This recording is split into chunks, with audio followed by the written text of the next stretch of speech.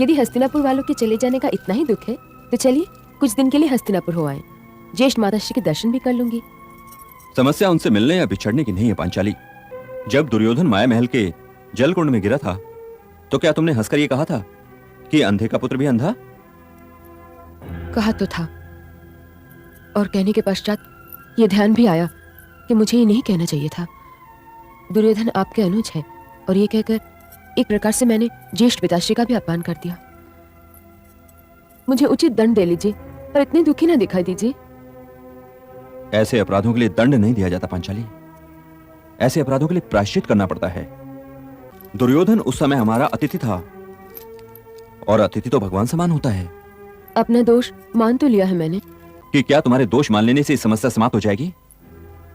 क्या इस समस्या का समाधान यही है कि तुमने अपना दोष मान लिया है? दुर्योधन को तुमने उसके अभिमान के शिखर से गिराया है, निसंदेह उसे बहुत चोट आई होगी। अनुज दुर्योधन उन लोगों में से है जो उन घावों को कभी याद नहीं करते जो उन्होंने दूसरों को दिए हैं, और उन घावों को कभी नहीं भूलते जो दूसरों ने उनको दिए हैं। हो सकता है कि तुम्हारी एक हंसी इंद्रप्रस्थ और हस्तिनापुर दोनों को ही बहुत महंगी पड़ जाए।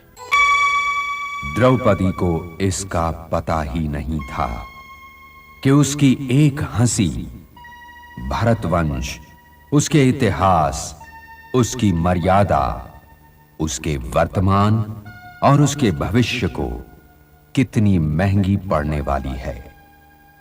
लेकिन अब तो वो हंस चुकी है, और जैसे कमान से निकला हुआ तीर वापस नहीं लिया जा सकता, उसी तरह द्रौपदी अगर चाहे भी तो उस हंसी को वापस नहीं ले सकती।